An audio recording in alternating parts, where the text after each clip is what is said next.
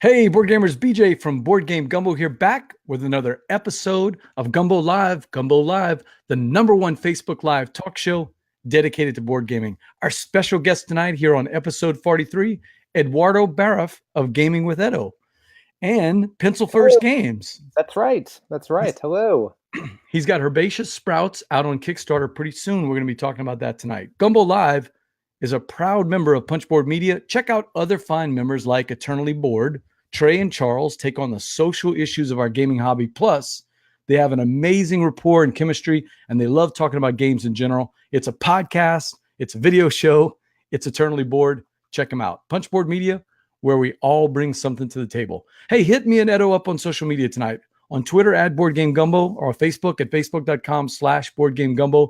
We'll be looking for your questions in the chat. Now let's get to our guests. Edo from Gaming with Edo and Pencil First Games. Welcome to the show. Thanks. Thanks for having me. Hey, give us the elevator pitch about who you are and what is Gaming with Edo, and of course, a little bit about Pencil First Games. Sure. Well, I'm just a guy that likes board games and card games and games in general.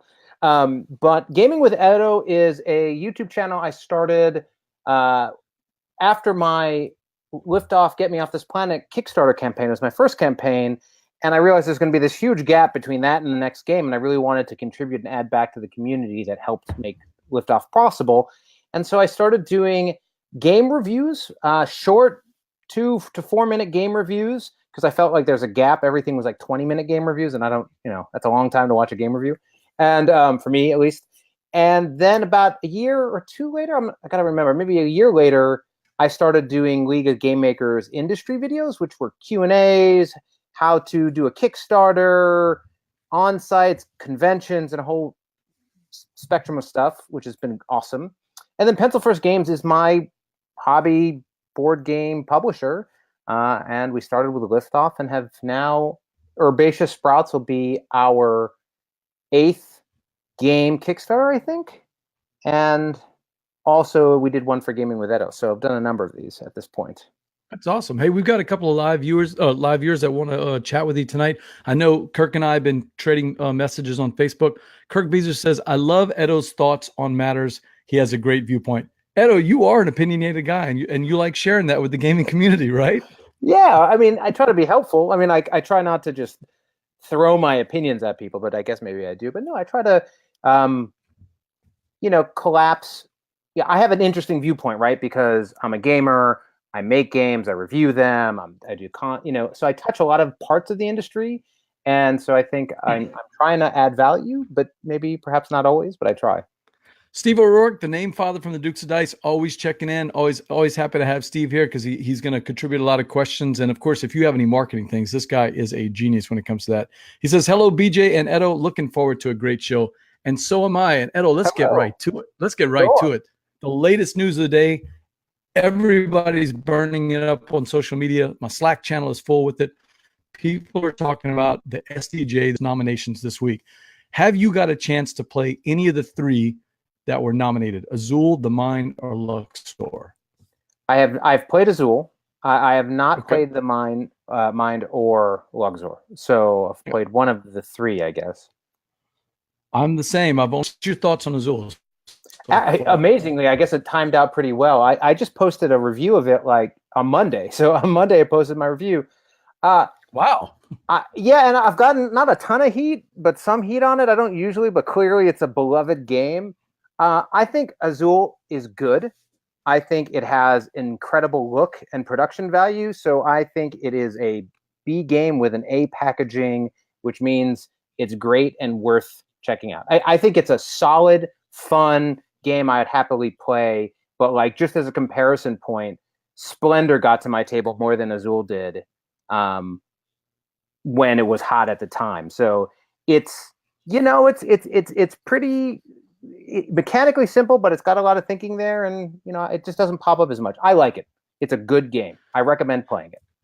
So I got Sagrada and I got Azul at exactly the same time. One just happened to be on sale, and I got another one from a friend in a trade. And I've brought them consistently to every game night since then. And this is late last year, I guess October, November, something like that, November. the only one that really comes out of the bag that people want to play, sometimes multiple copies, is Azul. I mean, I really like it, and I just can't get over. I like it a lot, and a lot of other people do. I would probably have given Sagrada the same review I gave Azul, which is sort of an A packaging of a good game. I like Sagrada a lot, but that was another game that really didn't hit my table a lot. You know, I think if you want a dice manipulation game, I'd pick Role Player. Or if you want a lighter weight game, I'd pick some other things. Like, again, these are actually games that are much like games that, how do I want to say it? I really appreciate solid, beautiful games, right? Like, I think they're fantastic. But like King Domino, as an example, last year's winner, to me, puts those both under. Like, King Domino is a game where anytime anyone came over, we played it, could play it with anyone. It was just there. I certainly like both of these games. I guess all I'm saying is I was a little bit under the hype on it, right? Like, I own a copy of both of those games, and they do get table time, but they would not be my game of the year. But I hope they get it. I hope they get it. Yeah. Except I haven't played the other two, so I have no idea. Hey, Chris Strain, my buddy Chris Strain, the designer of Asking for Troubles, graphic designer and artist extraordinary, says, Ed, do you guys know each other? We do. Chris and I met right at the beginning of Pencil First Games, because Asking for Troubles did their relaunch right when I was doing Liftoff, which both have aliens. They both have a round board. So, like, there was a lot of similarities. And so we got to know each other then, and then just have been in touch. He see my cons. He does a lot with the League of Game. He's part of the League of Game Makers, but also works a lot with Peter. So, that's true. I know. He's great. Very talented. Steve O'Rourke says, hey, Edo, I'm the same with one of the three, but a different one, The Mind. He was underwhelmed by The Mind. So I haven't played it. I mean, all I see is people posting about it. I don't think it's available in the States, right? Like, people are like importing from Germany, I think. That's right. You can get it from Amazon.de. That's about it. Although I did hear today that there is one seller here that's importing it and selling it. So if you're willing to pay the premium, which I'm not, you could get The Mind. Did you play the game? The kind of the similar numbers type game? No. Do you mean is it based on the game? The game is it based on that card game? Same company that makes it. It's not the same game. Oh. Well, that game is great. The game, especially if you get the Beth Sobel print and play version that looks beautiful, as opposed to the Death one that they made, which is just that's what it looks like. It does look terrible. Like Death. Yeah, you can't. I don't understand what they're, and I don't know the mind, but that. I mean, I would never buy or play the version they made, but there's this sort of free print and play one that a couple folks made, which is just gorgeous and beautiful and pleasant and wonderful. And that game, to me, I like more than Azul, just as a comparison point. Hey, Steve has a question for you. Interesting choice of Role Player over Sagrada. Theme being the only reason? Or is the gameplay of dice drafting placement that much better? I'll tell you, I thought I would like Role Player better because of the theme. And I've only played Role Player once, and I've played Sagrada, I don't know, 9 or 10 times. I like Sagrada better. I think that's fair. And there's lots of people who do. I actually, for what it's worth, and if you know my Pencil First Games, I actually like the pretty themes more. Like, Sagrada's more a game I would gravitate to thematically, visually, not really thematically, but visually, than Role Player. For me, like, I felt that the way the theme and play of the dice and the dice manipulation was rewarding, and hooked together well for Role Player. Sagrada, there are a number of games which do a really good job of having all the right pieces in the mix, right? Sagrada, it's dice drafting. You've got a pretty board. You're putting the board together. You're solving problems. There's goal cards. Like, it's got all the things a smart game has, and they're all balanced on each other. But I just felt that, it was there's so much dice drafting as you go around that it doesn't really feel like you're I don't know. It just, to me, it's more style than substance. That doesn't mean it doesn't get to my table, but I don't know. I find I get into role player more, whereas with Sagrada, I find myself twiddling my thumbs, picking something, twiddling my thumbs, picking something. Chris wants to know: are you including the role player expansion with your comparisons, or have you Uh, not played that yet? no, I have. Not. Okay. I mean, most of the role player versus Sagrada chat is the base game. The expansion is great. It's fabulous. I've played it. I haven't played it yet. It's I actually, Tom Vasso just reviewed it, and I, just for the record, I work with Keith Mateka, and Sure. I'm friends with him. So, like, I mean, I think there's a little bit of relevance there, but Tom Vasso just gave it seal of excellence, which is like amazing for an expansion. But he said, like, I would just play this, like, this would just be in the box, and if I taught this game to somebody, I would always teach it with the expansion. And I was sort of like, I don't know about that. He like, says that a lot. I think you should teach somebody how to play role player before you put that expansion in. Right. It nails it, but it takes it even deeper into Gamerland, right? Like, it's no longer even a quickly approachable. I don't know. I with Sagrada was around, I look at games like Herbaceous and other things that I've made, and again, I guess it's excellent. Like, it's an excellent execution. I'd give it like a 9 out of 10 probably. For Sagrada, I'd give Azul a 9 out of 10. But to me, that's like not a 92, not a 95, not a 98, just 90. A hard 90. A hard 90, and it's a combination of a very good game with a spectacular 10 out of 10 look, and that's where it would sit for me. But anyway, I said that in my review, and just, again, a lot of people sort of took me to task because I called it, pretty limited player interaction. And I think sort of the passive drafting interaction doesn't really count, but many people felt that it should count. So I've read many comments on it. BJ from Game Gumbo here. I've got Edo from Gaming with Edo, and of course Pencil First Games. Got a couple of new viewers checking in. Ashley McDonald, Louisiana here. Great to see Louisiana have a board game community. That's right. People forget about Louisiana, but we're growing a little bit. We got a show. We've got conventions now. We had our first convention a couple of weeks ago, and it's growing out of here. Good to see it. We've got a couple other people talking here.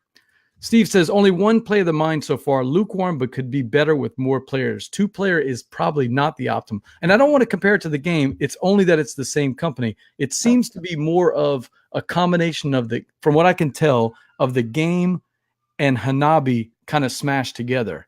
So it's cards facing away type of thing, where you're looking at other people's hands? No, it's the fact in Hanabi, when you're trying to guess what other people are doing, it's that same style. So you start off with only 4 cards, each person with 1 card.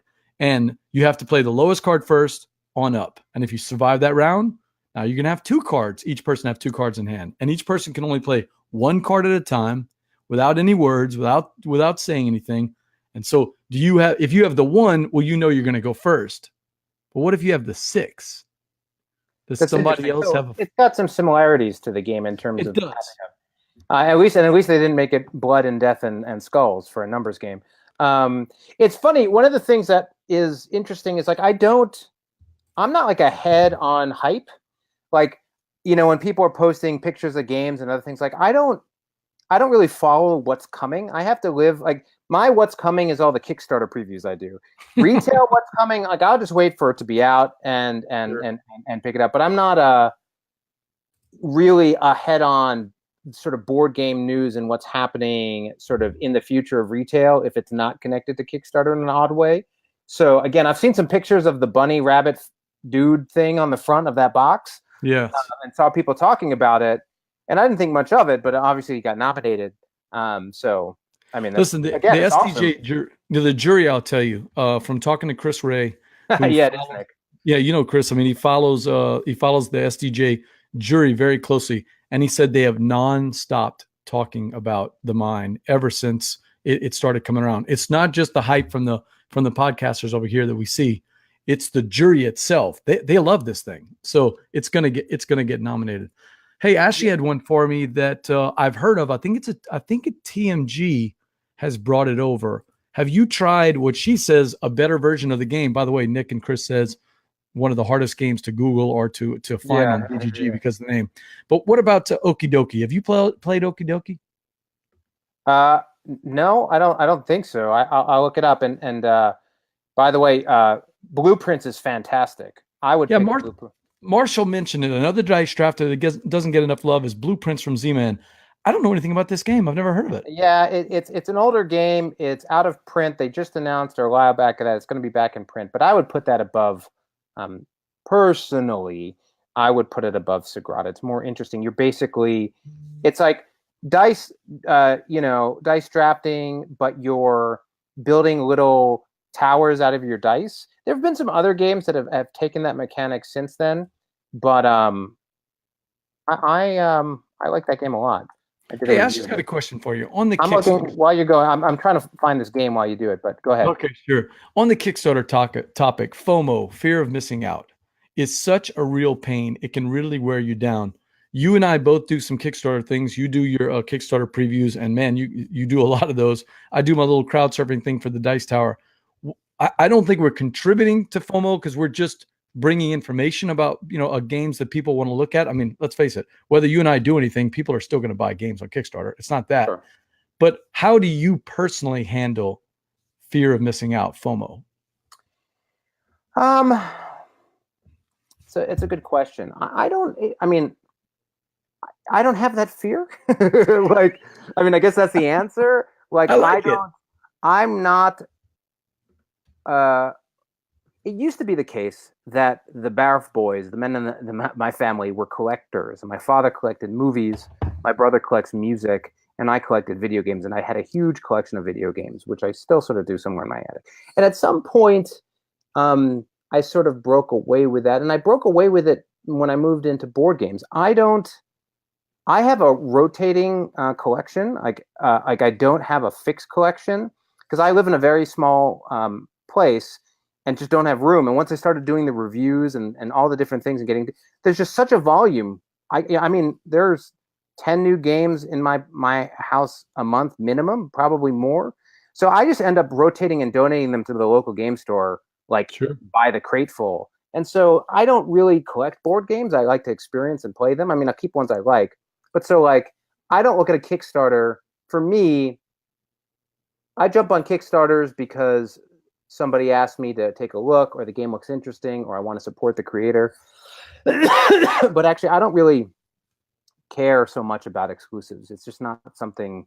I don't fear missing out on exclusive. I guess the answer to that question. I've got a fear of missing out for you. You interviewed one of the guys that's kind of my idol. One of the interviews I'd love to get someday, but the time difference is going to be tough. Vincent Dutre. Yeah, that was an awesome interview. It was fantastic. I mean, he's one of the guys that I really admire in the hobby, and I was surprised. I mean, he's actually a really engaging guy in the interview. You did a good job with him. But what I was curious about is at some point you talked about, and it might not have been the interview with him. It might have been another podcast. You talked about a potential game that you're doing with Scott Caputo that Vincent was going to do the artwork for, and I think you called it Tori, but I can't find it anywhere. Did I miss it? No, you didn't miss it. You didn't miss it. A very astute combination of facts. It is true. Vincent is working on something called Codename Tori.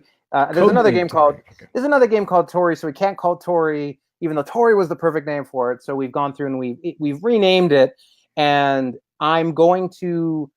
we're waiting to have the main box art graphic and the sort of logo treatment, just so it's not. I can say everything I want, but when you put it on BGG and sort of make it available and put it out there, but it's great. The game is great, and it's looking fabulous. Can I share my screen? Sure. No, probably not. Oh well. No. Oh well. Sorry. Oh, that would have been nice. But no, it's been awesome to work with Vincent, and so order of events should be Herbaceous Sprouts, Skull Hollow, and then Codename Tori is sort of the lineup from Pencil First as we move along. So 2018. Yeah, in theory. I mean, for me, I think it's really important that these games are baked, ready, and in great shape when I launch a Kickstarter. I try to minimize the amount of open development work there is.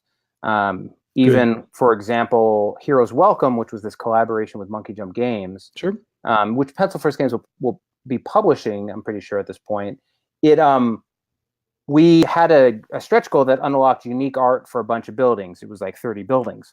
So the game's really in good shape, but we're now sitting there and doing all this building art. So it just, we built it into the schedule and we've planned it out correctly.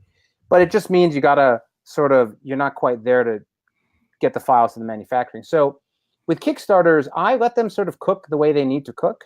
And sometimes they take longer, sometimes schedules change, sometimes another game comes in before something. So I don't, it's just a looser thing. I don't fret. So in theory, it should be a Kickstarter in 18. But that's assuming it's ready and it's great. And if it's not, we'll just wait a little longer.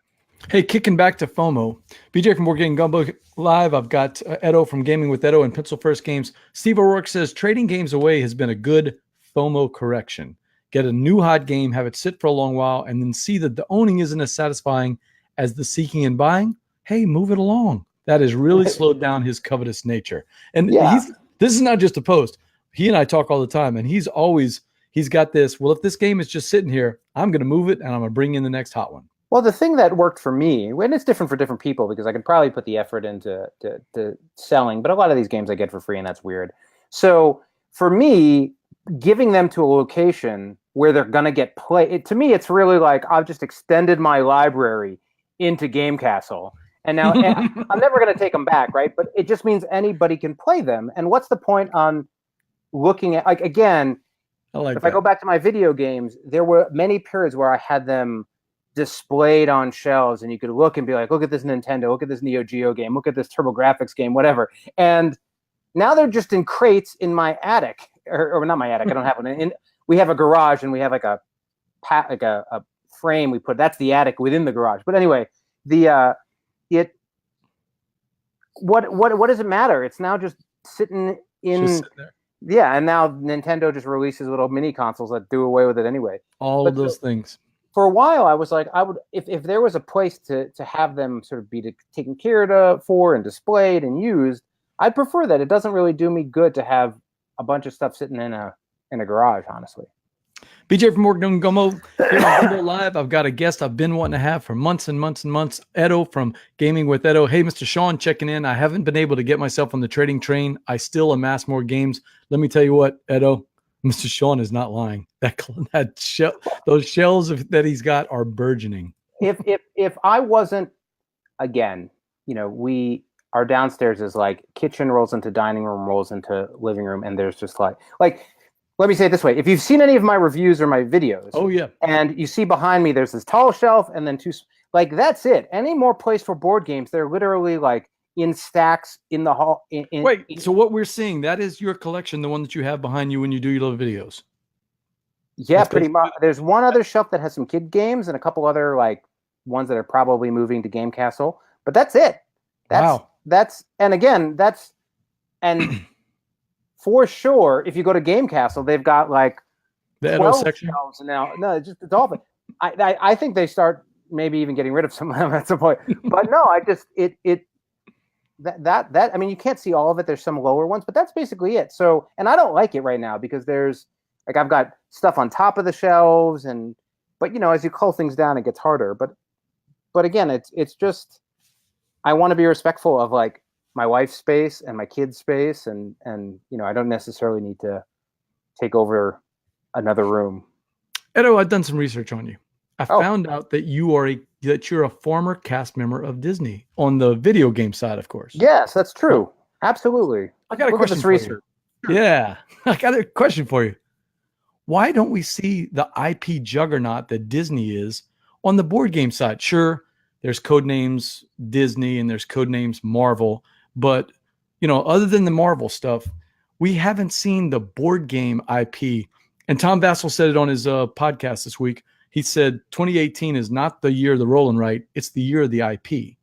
Really good IP games and some junky ones are coming out. So what do you think? It's a good question.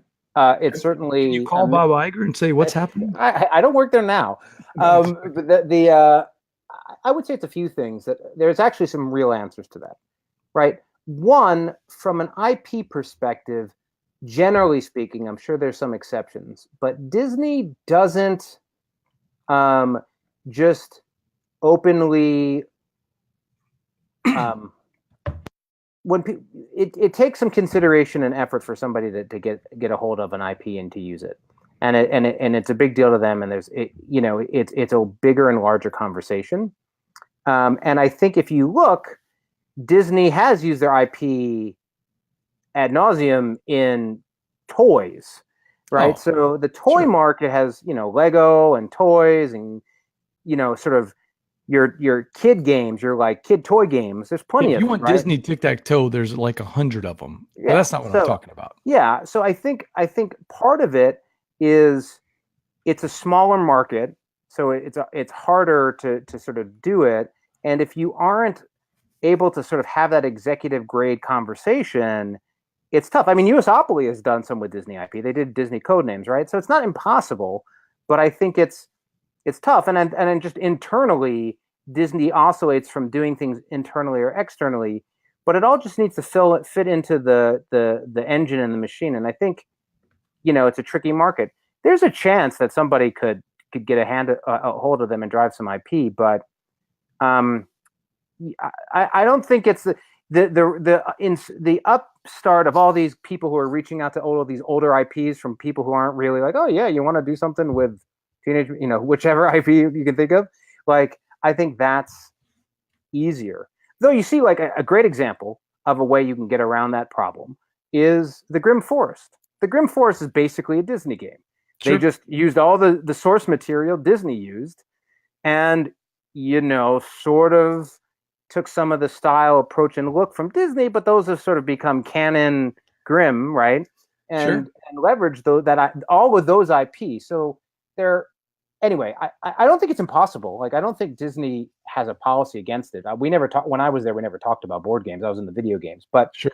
We might see it then someday. Yeah, I don't see why not. Again, especially if things that Marvel is doing is making money, especially if the Lucasfilm division. Yeah, the Star Wars stuff. Yeah. And especially as Disney is doing, cooler, they're starting to stretch into IPs that don't necessarily rival Marvel or Star Wars, but are getting bigger. So I don't think it's an impossibility. BJ from Board Game Gumbo. I've got Edo from Gaming with Edo, and of course Pencil First Games. Yeah, I'm curious about those. Whether or not Disney's going to move into that. I think as Chris Strain said, the success that Star Wars has had in board games might change that. I'm just curious to see if we're going to see anything. Again, I would be a little careful on what success is and means and how that fits in the context of Disney. Yeah. So you're like, wow, that Star Wars game sold way more than these other hobby games. It's like, okay, but at the end of the day, when all the taxes and prices and cuts are taken out, how much money did Disney actually make?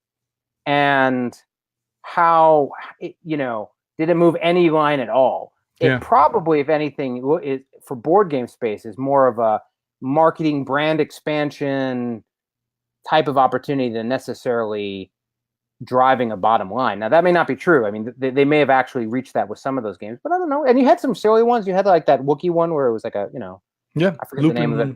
Lupin Chewy. Lupin Chewy, right. Hey, what's weird though? I went to the parks back in for Dice Tower Con, and I'm wearing the shirt. When I was there, the parks, there were actual board games in the parks.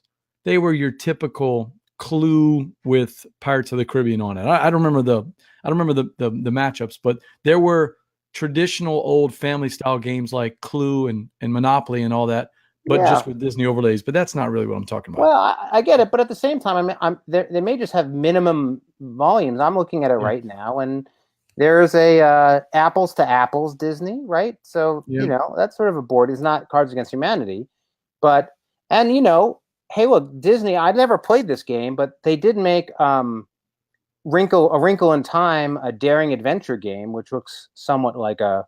I did hear about that one. Yeah. And so I think look, Disney knows what they're doing, right? They have a very keen eye for their IP and brand and how to show it off and grow it.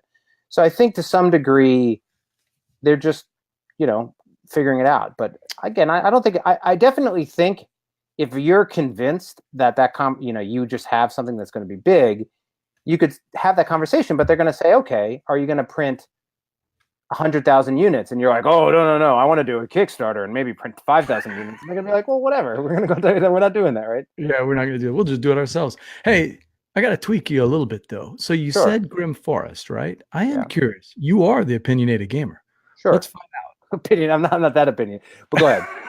Tell me about there's a brand, the Opinionated Game. Just to be clear, there's an that's true. opinionated brand and That's right. website. That's not Let me. me not mess with Chris Ray's website. So and all the rest of the fine folks over at the Opinionated Gamers. But what do you think about Grimm Forest?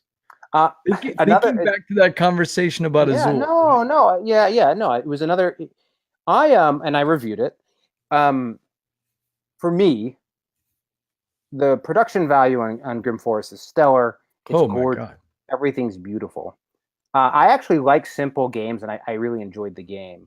My challenge with it, my feedback was, it felt like there was so much additional content and so many unique power-up and friends, and that it became impossible to really guess or think about or strategize on what people might or might not have in their hand, what's available to them. It just felt like you just sort of had to be like, well, I don't know what he's got. I'm just going to, the range of content made it feel more random than it might have otherwise if it was a tighter set and you could sort of totally agree. And so for me, I wonder if that should have been treated like an expansion. Even though it was included in the box, you could still sort of start, and then you could add the forest creatures, and then you could, but to me, that just ended up, undercutting it. And then it's also this, there's a lot of reading and text. It's like sort of got a kids game feel, a family weight game feel, but there's a lot of reading, so it's not really good for young kids. Very take that. Yeah, and very take that. So it's sort of a mixed market. It's incredible production. And I just, for me, if you want to rank them, I could sort of say Azul, you can go ahead and buy it. You're going to enjoy it. Like you may give it a B or an A, but I think for Grimm Forest, if you're going to drop down quite that much money, you should go play it first and see how you like it. I agree with that. I found the Grimm Forest, my quick take on it was it's a $12 card game with $100 components.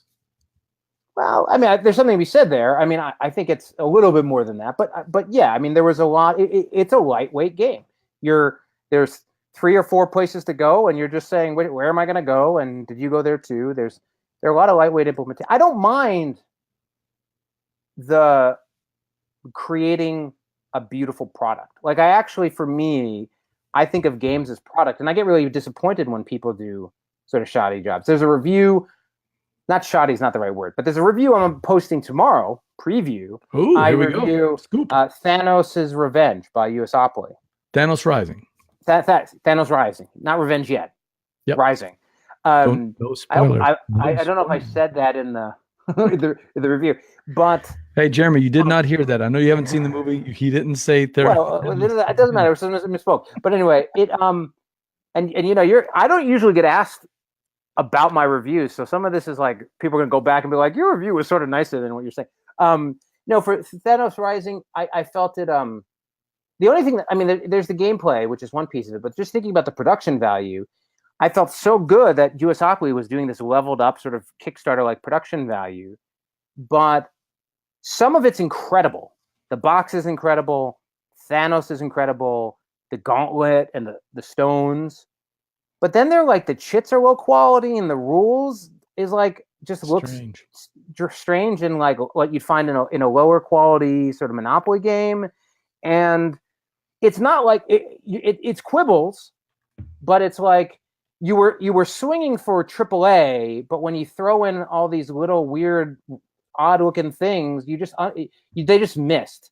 It like could have been sort of this gorgeous execution, and it's like gorgeous in some places and sort of passing in others. So I sort of felt like they just fell short. Somebody got rushed. Somebody said, yeah, don't worry about it. And it could have just gone through those extra 3 components and leveled them up, and I would have been impressed. Hey, the Game Geek Ninja says, and kind of following a little bit of what you said, sometimes Kickstarters go too far with stretch goals, With Grimm Forest, maybe they should have stopped at some point with just a simple game. It's super hard. It is super hard as a Kickstarter creator to just tell everybody, hey, I know you keep adding more money to this pot, but I'm not going to do anything else with it. There's this constant pressure from the audience, not only to have Kickstarters and stretch goals, but to keep adding them and adding them and adding them. And you know, you guys feel the pressure. I know that. Yeah, it's a real thing. But again, I just think there was a little. They could have had all that content. I just feel like they could have set it up a little differently so that, again, my real issue with the game is just I'm not going to play it 100 times, and so there's just this information gap that ends up, because it's so ranged, just ends up making you feel like, well, he could have anything. He could have name a fairy tale. He could have that character, and it could reverse, take the people on the board and swap their places. And you're like, oh, well, cool, great. Throw it in. I think that's a challenge. But again, I am it's not even, that is such a high bar in terms of quality and execution that I was really impressed with it. BJ from Board Game Gumbo live here. I've got Edo from Pencil First Games and Gaming with Edo. Hey, speaking of Kickstarter, let's talk about Herbaceous Sprouts coming out on Kickstarter pretty soon. Next Tuesday. It's what day? Today's Tuesday. 1 week from today. 1 week from today. I've got a picture of some of the screenshots that you showed me off, before the show. Tell us about what we're looking at here. Herbaceous Sprouts. People know Herbaceous, but what's Sprouts all about? Yeah, so Herbaceous was a card game for a Kickstarter from 2 years ago. It's been Pencil First Games' most successful game, albeit that's small compared to most publishers, but good for us. Herbaceous Sprouts is a totally new standalone game. From us, Herbaceous, if you've played, and I played it like the other night because some people wanted to play it, and the game, and everyone's going to have their own opinion, and obviously I like it because I was part of making it, but it has this fantastic, it's so simple, it's so beautiful, the dynamics come out and play, it's this really wonderful, simple thing. And so there was no interest on our part to like add to it in terms of just taking that game and like starting to add expansions. And it's sort of like, it's like no one sits there and says, hey, could we add anything to Rummy or Poker? Or I guess maybe people do, but like it's just like this, it's this wonderful card game. But we still wanted to come back. We love the look, we love the gardening, we love the feel, and we really wanted to make a dice game. And I was really excited about the idea of actually taking the dice game and actually making the dice using the sort of Star Wars Destiny color printing on the dice, so you could have dice that carried the beauty of the game. And so we started working with Steve. Steve's the designer on it. Beth was on board. We all Dr. Steve Finn, right? Dr. Steve Finn. Sure. For those who don't know, or we worked on Herbaceous, and then we wanted to make another game, and did Sunset of Water, and then we talked about doing another game, and thought about going back to. We're getting the band back together. Yeah, we like working together. But so this was, how can we just make a wonderful dice game that takes a lot of the concepts in Herbaceous, but turns them on their head and does something really fun and interesting and accessible with it. So we, instead of everyone potting into your own pots on your own garden, everyone's working on this main garden, and it's still push your luck. There's spots you're going for, and somebody can get it in front of you, but it's just an interesting twist on it. And then you're collecting dice and tool cards to manipulate your dice and make it happen. I mean, it's, from a weight perspective, it's closer to Sagrada in terms of dice game weight than it is Herbaceous. Plays in about 30 minutes, but because it leverages all these nice components and the themes layered through it, it's still a very accessible game. So I sort of look at Herbaceous and Sunset Over Water as this is a game journey for new players who enjoy board games. Like if you want to show your mom or your family or your spouse or whomever to play. I feel like what this line of games is doing is using accessible theme, beautiful, really nice production, and easy to understand gameplay to introduce people to fun games, right? So this is probably the best one we've done. It really is a fantastic game, and everyone will be able to agree or disagree when they get to play it. But I'm super excited. There. It looks like it's a 4-player game, like Herbaceous was, right? Mm-hmm. Yep, 1 to 4. Keith Taka joined back in, and he's doing the solo play. Keith He's from part of Role the Player, yeah right? yeah. He did the solo and Herbaceous and then Sunset, and then it's 2 to 4. It's the same age bracket. It's a little longer, whereas Herbaceous really can be played in 20 minutes. This one's 30. I'm But looking at those dice. Tell me about those dice. Somewhere I heard they're similar to the Star Wars Destiny dice. yeah, I didn't think to bring them up, but yeah. So what we're doing is doing the screen printing, 4-color 4C screen, whatever it is, screen print on it, so that it is full color, Oh yeah, I can see gorgeous it now. images, right? Yeah, and so we're because right now there's like the prototypes that people reviewed have stickers, but it's like part of it is for them to look really good, but it just it changes the dice game from looking at icons. They are icons in a way, but to looking at plants, and it's that extra level that makes it just accessible and approachable. And you're like, oh, I'm looking for lavender. I see 3 lavender. I don't see 3 lavender icons. Right. And that's part of what we try to do with this line. And so it's been it's been fun, and it's new. I've never done those types of dice. Talking about the USAopoly guys for a second. I was at Gamma, and I had gotten a quote on the dice. I didn't know anything about the process. And I was talking with Andrew Wolf, designer of Thanos Rising. Rising, I got it right. And he was like, you should talk to my manufacturing guy, whose name was Paul, I think. And Paul is like the coolest person in the world, and I hope I got his name right. But he's been doing he runs their operations for their sourcing for the last 20 years or something. He goes to China 6 times. And he sat down, and he's like, here's the process, here's the machines, here's the pricing, here's what you should expect, here's what you should be concerned about. And I was like, you're awesome. So he took me through the whole thing, which I really appreciated. And again, it's cool to do new things and new components. And I don't know that many games that Yellow has done some games that I would consider more casual games with this sort of technique, but there aren't that many. So it'll be, but they're also, it's not cheap. So it's interesting. I mean, Herbaceous Sprouts comes with 30 dice. It is not. It's a dice game. Right. So hopefully it'll sit there with a lot of the dice games we've talked about. But we'll see when everyone else can have their opinions. Ashley, I had a question for you. Keeping in the theme of the difference, you were talking about the difference between Herbaceous and Herbaceous Sprouts.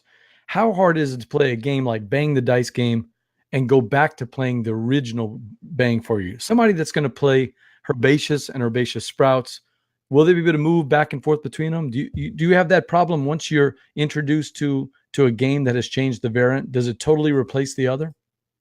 It really depends on. I think there are some examples for some people that does that, but actually, in this case, I really think they complement each other. They really don't tread on the play of the other. They just they came from the same garden, if you will. Okay. They feel like they're related. You can understand when he uses an icon for all of the same set or all different, it's the same icon in both games, and they both have set collection. They both have push your luck, but they just sort of have a different vibe and delight to them. And I really do think they stand next to each other. One of the important things or interesting things is a lot of people think of dice games. This used to be called Herbaceous Dice, but I didn't call it Herbaceous Dice because it's not a simpler game. The only thing, if I wanted to make a simpler dice game than Herbaceous, it would have to basically be like Batman dice or Liar, zombie dice, where you're just zombie dice. You're rolling 3, trying to get sets and missing bombs. But who wants to the game's already been made, and it didn't feel right. So we just wanted to make a fantastic, accessible, wonderful dice game. So it's a level up. If you ever played Biblios, which Herbaceous has a lot of sort of ties to, Biblios dice isn't actually a smaller game than Biblios. Biblios dice is actually like Biblios Euro, in a way, and it's a fantastic game, but it's heavier. Sean mentions Race for the Galaxy versus Roll for the Galaxy. That's kind of similar to what you're describing, right? Yeah, I think the people, a lot of times when you have a dice game and people are like, I'm never going to go back to the other one, perhaps they didn't really like the other one. Like perhaps they sort of like the other one and they love the new one and they just want to play the new one. I look, so there are people who love Herbaceous. There are people who like Herbaceous but say it's too light for me. I bring it out when I just want to have it as a filler, but it doesn't hit my table because it's too simple. Like I want a game that has more decisions. If you're that player, perhaps Herbaceous Sprouts will replace Herbaceous. Though you'll still have Herbaceous and you'll still pull it out when you have somebody over and you have 20 minutes to play. Or you just want to just teach. They do complement each other. It isn't just like we took Herbaceous and we said we don't like Herbaceous and we want to make a better game than Herbaceous. It was more like we love Herbaceous and we love dice games and we want to make a fantastic dice game that is related. And like, to me, I would always start by having somebody play Herbaceous and then be like, hey, now let's play Herbaceous Sprouts, because they're both gateway games, but Herbaceous is like beyond gateway. Herbaceous is like, if this player's only played a card game of rummy or hearts or blackjack, it's just like, if this player's really canasta, only played card games, right? You can just put Herbaceous down, explain it in like 3 minutes and play. That player probably would have a little bit of a leap, not impossible, but they'd just be like, okay, I got dice, But if you've played Herbaceous, it's just like a walk right into Herbaceous Sprouts. So again, I think they're both stellar games. I mean, I enjoy playing them all the time. BJ from Board Game Gumbo Live. I've got Edo from Gaming with Edo and Pencil First Games. The Herbaceous Sprouts Kickstarter starting this coming Tuesday. It's Correct. A different game. It's not an expansion. It's a different game. You've got a lot of descriptions in there. I think people need to check it out, and it'll be live Tuesday at noon. No. Tuesday, 6 a.m. Pacific. Wow, early in the morning. If you wake up on Tuesday, it'll be there. Oh, wow. And for what it's worth, if you just go to the Facebook/Herb Game, which gives you Herbaceous and Herbaceous Sprouts. There's a lot of images there. If you're like super sneaky and you go to the Kickstarter tabletop Kickstarter group or one of the other groups, I've actually shared and posted the link to the preview page. Okay. We don't need to post it here, but again, if you're really like, I really want to know, you can go to one of those sites, and because that's part of the process of getting feedback for your Kickstarter. Stretch goals for it? Yeah, it's got a number of stretch goals, though actually a lot of those stretch goals are some component improvements and some other little things, but nothing over the top. There's a mini expansion like we've done on all of our titles that is a Kickstarter exclusive, but oh, Dan wanted to know if that mini expansion for one of your games was still available. If Dan's still there. Anybody who wants a mini expansion for any of the games, including Legendary Creatures, mind you, if you reach out during the Kickstarter, either as part, you can do it as part of your pledge or just pledge for just that. That's when they're open for business, is when there's a Kickstarter going. Yeah, so you can happy to get those sent out and hook people up with it. I've tried my best, for better or for worse, to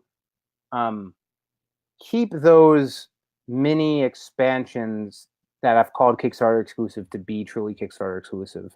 There's always asks and demands for it. With Heroes and Tricks, which is a campaign I recently contributed to and ran, we took a different route where we made a expansion, which is going to retail, but the Kickstarter backers got it for free. So it was just a big deal.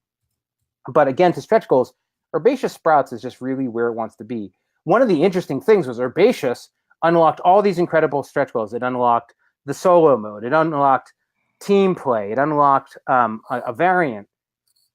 Herbaceous Sprouts, it has a solo mode. It has team play. So it has all of those like things that we ended up unlocking in Herbaceous because we knew from the beginning we wanted it. And at the end of the day, it's a rule. A lot of them are rule sets. I mean, the solo mode has special cards and its own stuff that Keith did. But, I don't know. We made a great game, and we're trying to make a Kickstarter campaign that's compelling. But at the same time, I don't like just chucking in new things for the sake of chucking in new things. Interesting. BJ from Board Game Gumbo Live here. Edo from Gaming with Edo and Pencil First Games. Check out that Kickstarter for Herbaceous Sprouts on Tuesday. Dan says, I love the dice. The only Keltis and Bonanza versions he owns are the German-only dice games. That's different. The only Bonanza version he has is Bonanza the dice game. So well, and just there's a very interesting note there, which is you go back in time, the whole genesis of Herbaceous was Beth Sobel created an herb reskin print and play of Bonanza with art that basically appears in Herbaceous. And she didn't do all the Herbaceous art. She just did whatever our Bonanza needed. And basically I saw it and I was like, what is this? Is it part of a game? And she was like, well, it's just this free PNP. And I was like, would you make it part of a game if I had a game to do it with? And she was like, you mean art like this? And I was like, no, literally that art with some more. And she said, sure. And we figured it out. I actually later found out that Daniel Salas had asked her at the same time as I did, or maybe a little after. But so perhaps I've never played the Bonanza dice game, but maybe we could go back and use some of the Herbaceous dice for it, but I don't know. Jeremy, the Gang Meat Ninja, says your stretch goal philosophy, Edo, is dead on. So, hey, Jeremy, check this out next week, Tuesday, 6 a.m. Pacific. Yeah, it's tough. It's tough. I try to deliver Kickstarters on time. I actually have a pretty solid track record. And I think there are lots of people who do. People complain about the people who don't more. But Sure. Part of that is understanding risk and thinking through it from the beginning. And buffers. Good buffers. Well, the buffer is a big trick. People sometimes are like, why is your date so far out? It's like, I just put a 3-month buffer on what I think is not even my best guess. Like the sort of things might go wrong sort of standard. And then I'll just put 3 more months on it. The only campaign I've delivered late was my original with Liftoff. And it's sort of a story because Jamie Stegmeyer gave me tons of great advice. He was a real contributor to that campaign, but he, I had May, and he's like, you should pull that into March. People are going to freak out if it's so far out.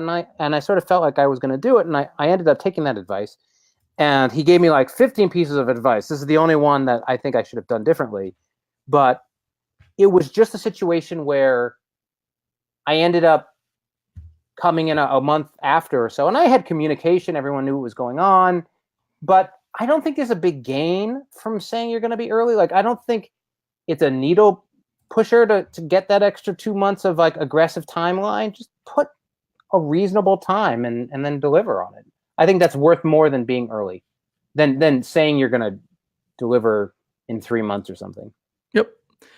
Communication.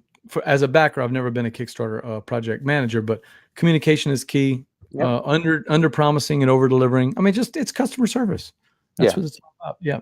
I agree. Hey, Jack, from Game Gumbo. It's Gumbo Live. I've got Gaming with Edo here. We're talking Herbaceous, but we're moving on to the last part of the show. It's called the OnV Game. It's a Cajun word for something you really want. And in this case, maybe something like jonesing or a hankering or something like that. In this case, Edo, what we're looking for is a game. You're not going to tell us. We're going to try to guess. A game that you really want to play right now. Let's say you had the perfect group. We could stop the podcast and you could play this game. It could be something you own, something you don't own yet, something that you really want, something that you've always wanted to play, or something you play all the time. We're going to try to figure it out by asking you questions on it. Awesome. You got a game, Edo? I do. Before we do that, can I just mention one other game? Yeah. Because somewhere in your little notes you said game you've played lately that you think was great or something like that. And I just want to mention it. Yeah, sure. I, about a month ago, had the opportunity to play Situation 4. If you're not familiar with Situation 4, it is a simultaneous... Stegmeyer with it because he hadn't heard of it either. Simultaneous competitive jigsaw puzzle game. It's Parker Brothers from 1978. It's 30 years old. It is awesome. It is awesome. If I were to do my top 10 games from this year, it would be number 1, not from that I reviewed this year. A Parker Brothers game makes your top 10 game. I loved it. I think it is fantastic. So did you find out who's the designer? I think I had it at a time, but then maybe it wasn't listed. Hold on. I think it had a designer. Hold on. I don't know if he's alive. I mean, thank God that wasn't the game because Nick, Jeremy, Dan, we would have been in trouble. The designer is Marvin Glass. No, that wasn't the game. I just wanted to mention it because I think people they can find it and play it. I just thought it was great. Like I really enjoyed it. Situation 4. I'll take a look. There was a Situation 7. I haven't played it, but Situation 4. All right, so I'm ready with the actual game for this one. Hey, Nick says, I'd rather get a game in 9 months that was promised in 10 than get it in 10 months when it was promised in 9. Exactly. It's all about the communication. Yeah, exactly. All right, so are you ready to play the OnV game? I am. All right, here we go. First question. Now, I've got 20 questions. 20 questions? Yeah. You can basically just name games. Go ahead, yeah. Well, you would think, but there are a lot of games out there. But the audience is going to ask you questions too. Their questions are free. But my first question is it competitive or cooperative? I'm going to guess that it's competitive. It is competitive. Yeah. All right. Competitive. I do like cooperative games, but anyway, it's competitive. No, but I had a feeling based on what you've said. Is it an American? Dan says no chance. No chance. I know. We're going to get this, Dan. Have some faith. Why not? Is it an American designer or a European designer or maybe one of those, the Taiwanese or one of those designers from out there? I'm not 100% sure. It's not United. It's not U.S. I think European, but somebody might be like, no, that guy's not from there or gal. But I don't believe it is a U.S. designer. All right. Is it board based or card based? And I'm going to guess that it has a board, but you tell me if I'm wrong. I would say it does not have a board. Ooh. I'm going to have to switch gears on that. It does not have a board. So a card based game? Yeah. Okay. Is it Ameritrash or a Euro style, or is it one of those newfangled hybrid games like a Blood Rage? Let me think. Come on, audience, we got some questions. Let's go. From a systems perspective, it's Euro, but the core gameplay mechanic is not. And it's not really Ameritrash. Chris wants to know if it's a 2-player game only. I mean, it supports 2-player, but it's not a 2-player game only. Supports 2-player, but not 2-player. Let me confirm. Yeah, and I know where the designer's from now. Okay. See, because you can use the internet, we cannot. We're trying to guess here. I'm just looking it up. I'm glad you're doing that. And apparently, more accomplished. I mean, I knew it was a familiar name, but this guy, these are real games. A lot of real games. So anyway, go on with your questions. Confirmed where is the? Oh, I thought. I think you would. Is it American? Is it European? You don't have to tell us the country. We have to guess, but. Hold on. I'm seeing. 1 second. I'm checking something. Jason checking in. Does it have something to do with McDonald's? It's not the McDonald's Happy Meal game that Alex Goldsmith stumped us with. It's not that one, Jason. No, this is a real game.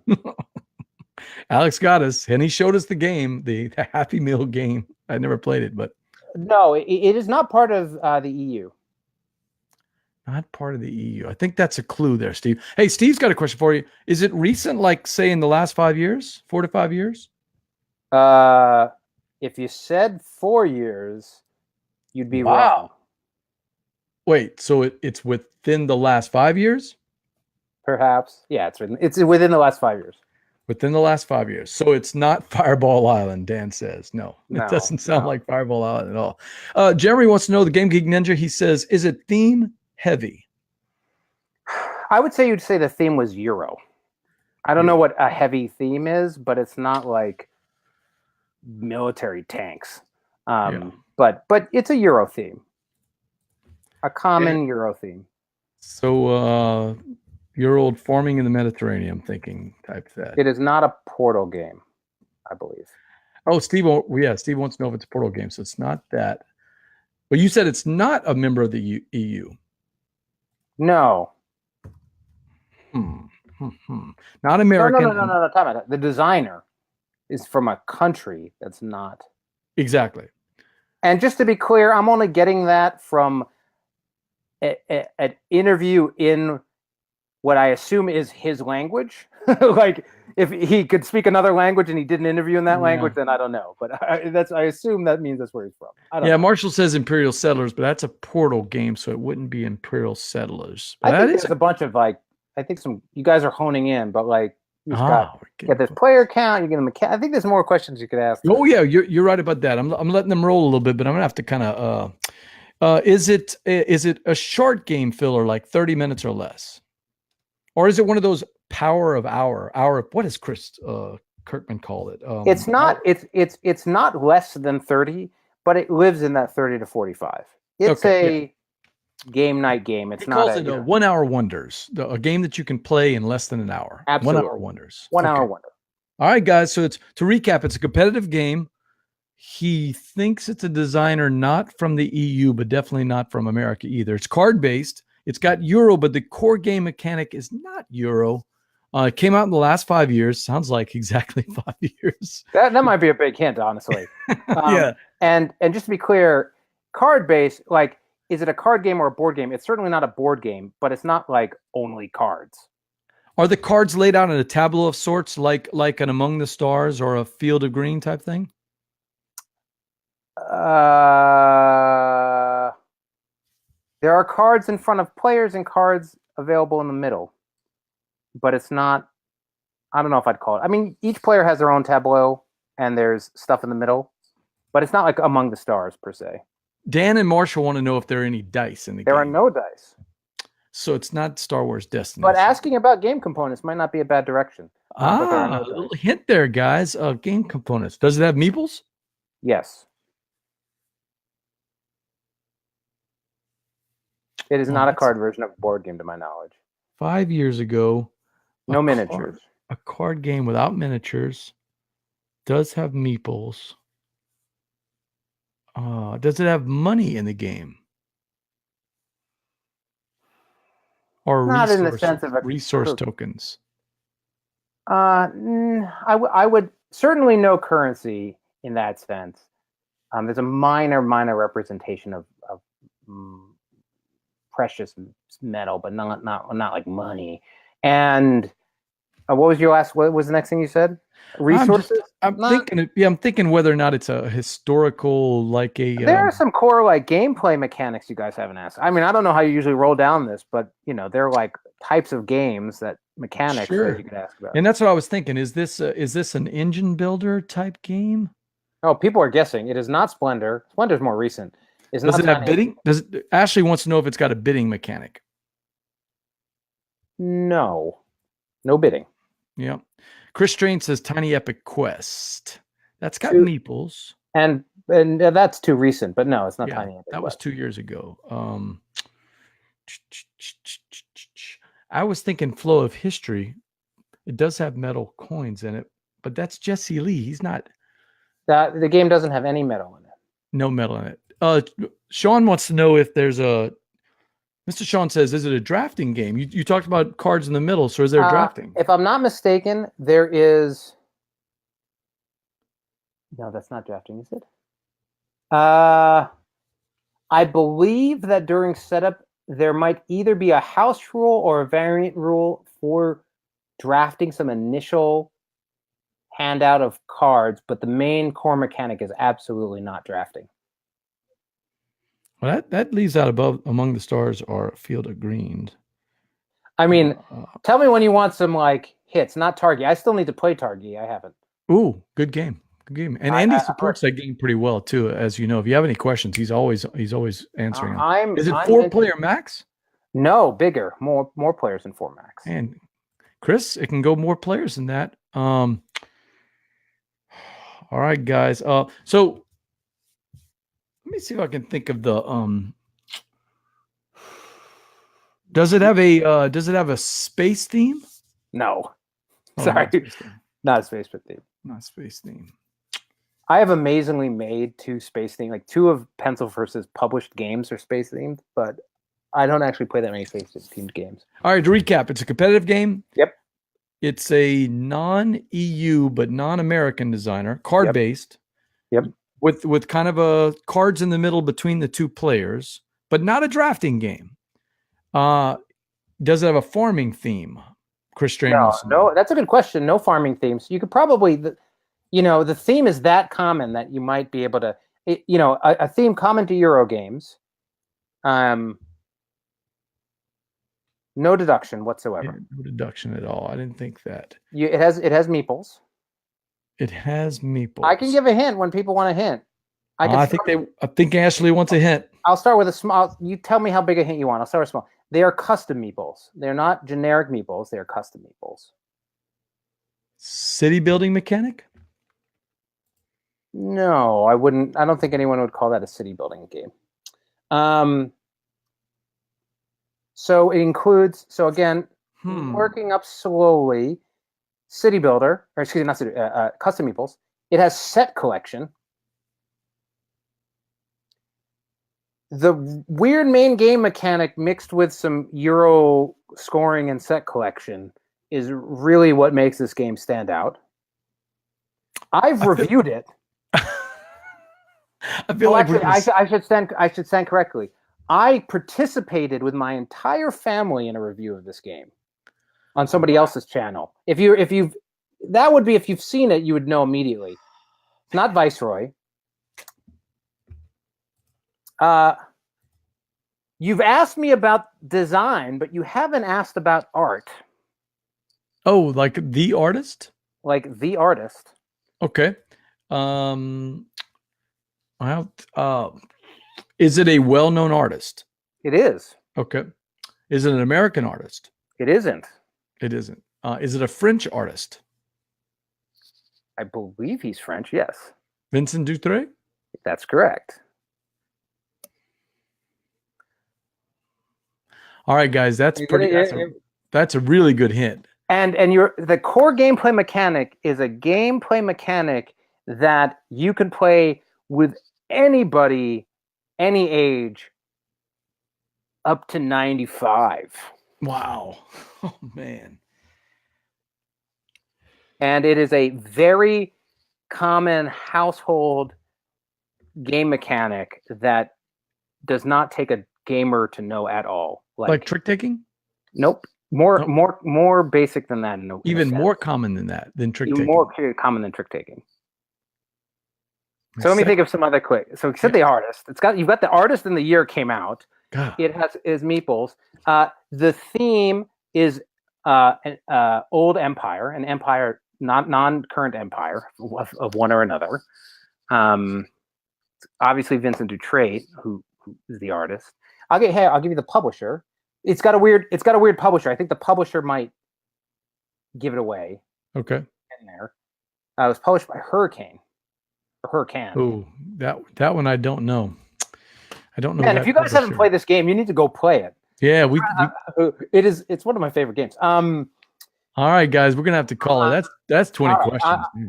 Yeah, you guys. All right. So Sean says you're throwing us with the meeples. The custom meeples is what is I think the red herring everybody's gotten. They're red meeples. They're red meeples. A question you didn't ask was, does it contain a bag? It does contain a bag, but you don't put dice in the bag or the meeples. You don't put dice or the meeples in the bag? You don't. You put tokens in a bag. Red meeples. Red meeples. With a bag with tokens in it. All right. I think you got me. Maybe not many people know this game. I think it's like a fantastic game. So the name of the game is Rise of Augustus. And in Rise of Augustus, you're all playing bingo. Okay. And everyone is not drafting, but has selecting. I guess I don't. Yeah, it's not drafting. Can I tell you, the Dukes of Dice absolutely hate that game? Rise of. They called it Roman bingo. It is Roman bingo. That's why it's awesome. The designer though is somebody that had a couple of other good games though. He did. Paulo Mori, who Paulo Mori. Oh, that's right. That's Libertalia. That's the one that Tom Basso threw off the roof. Vasco da Gama. Yeah, he did some small world stuff. But anyway, look, if you haven't played Rise of Augustus, I mean, it's bingo, but you have different cards, like different bingo boards, and you're trying to score bingo boards to get different sets, and it's great. Chris says you're wrong. It's Study in Emerald. Perhaps. I don't know. Yeah, and he did Ethnic as well. But I don't know. As far as I'm concerned, I haven't played enough of his games to say it, but it's stellar. You That is a really great like game. it. Oh, I love it. I love it. It's a game that, like, if anyone's like, "Hey, you want to play Rise of Augustus?" I'm like, "Yes, let's play." Obviously, I'll be honest. I dismissed it as gamer bingo. well, but I don't know. Again, I need to like try. all kinds of fun. Like, I'm not so deep into gamer that like I can't play bingo and be like, I'll play bingo. Like, I don't.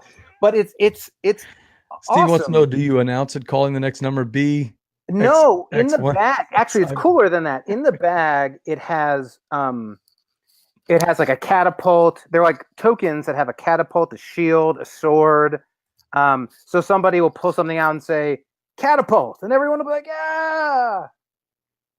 Anyway, Jason says we got to keep it. We got to think McDonald's. We got to think bingo, tic tac toe. I don't feel like, again.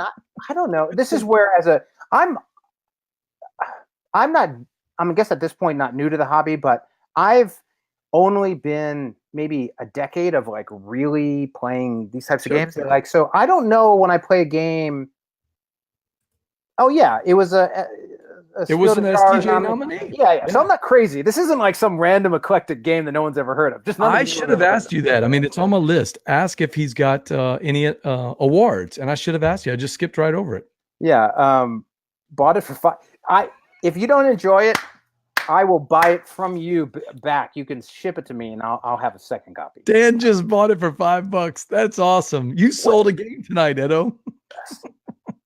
No, and don't forget, Game Geek Ninja. He's already clicking on your Kickstarter page, so you might have another sale right there. No, that works. But no, hey, the gumbo delivers, man.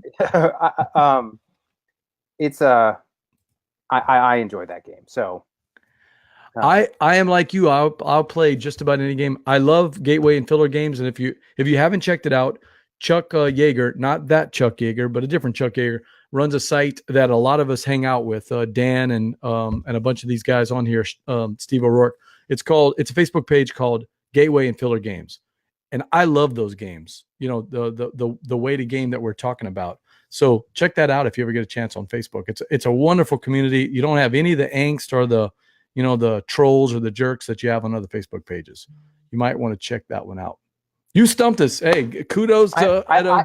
I did. I thought it was an SDJ nominee. That's what's ticking me off. I could have been Istanbul too, but no, it I don't know. I thought it was like not obvious, but not too hard. But I guess it was harder than I thought it was.